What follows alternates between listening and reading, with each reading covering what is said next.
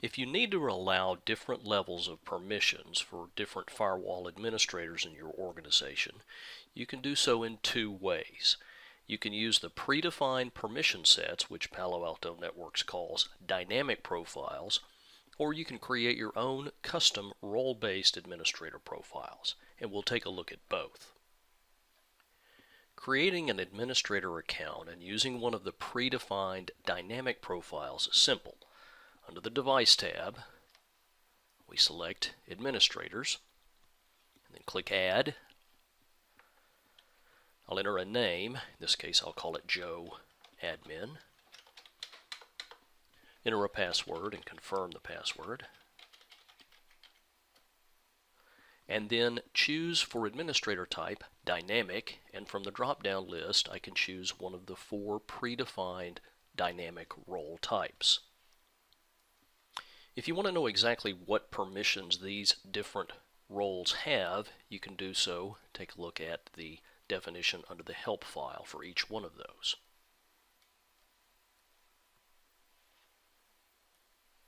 For this example, I'll set it to Device Administrator.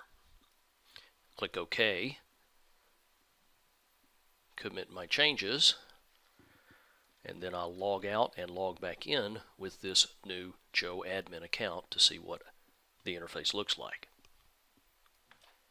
Now I've logged out with my administrator account, and I'll log back in with the new account that we created for Joe Admin. And because I have given this account or placed this account in the Device Administrator dynamic profile, the only thing that this account type will not be able to do is to create any new administrator accounts. So if I go to Device,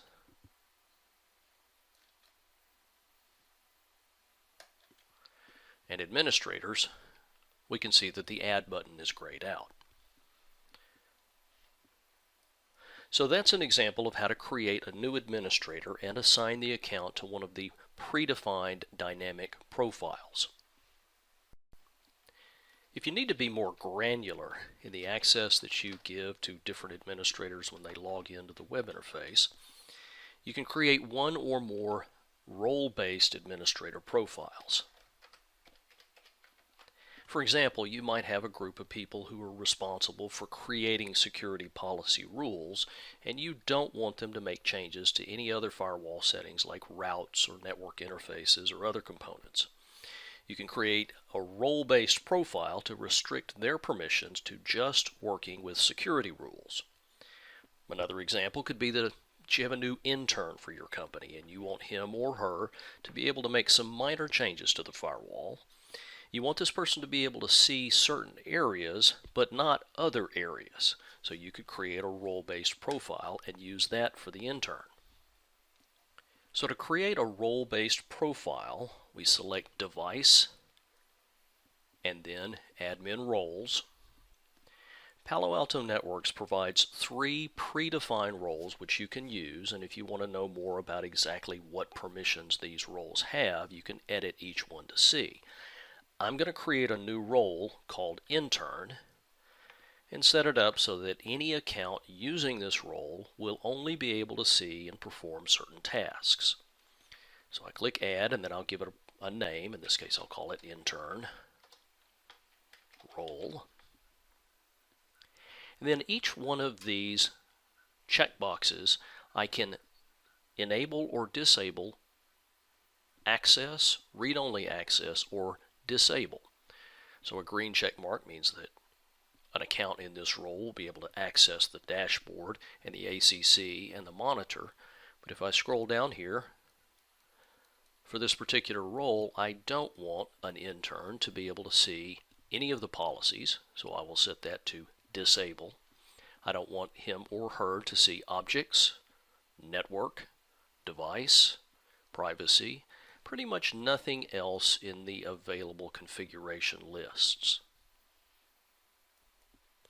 Now I can set some of these items to read only by clicking on it and setting the icon to read only, but I'm going to keep this simple and leave them set to disabled. If I intend to use the XML API to send or receive information to and from the firewalls, including configuration changes, I could set an account in this role or create a role of that type and then set permissions for different access to different aspects of the XML API configuration. It's not applicable in this case, so I'm going to leave these all set to disable. I can also set different levels of permission to the command line for any account that's placed into this role.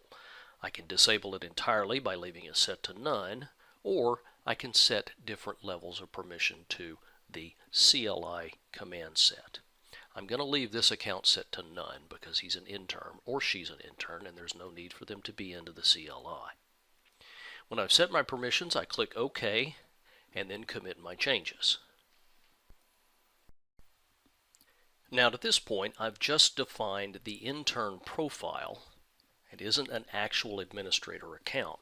So I'm going to create an account for our intern and then reference this new intern role profile. So I'll go to Administrators, click Add, and for name I will create the new account, supply a password, and change the administrator type to role-based, and now I can select from my list, including the role that I created for interns. Select that, click OK, and commit my changes.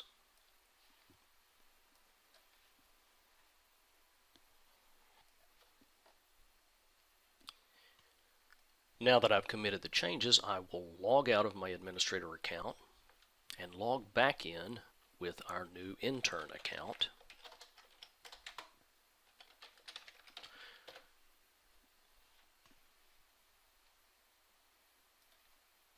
And we'll be able to see immediately the effects of the role-based profile that we created.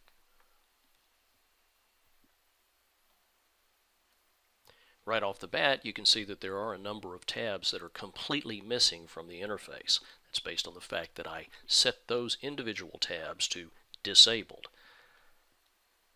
Even though I didn't do it in the example that we created, I could limit access for this account type and remove some of the different log types, some of the items under apps code, even some of the individual reports based on the account role preferences that I set.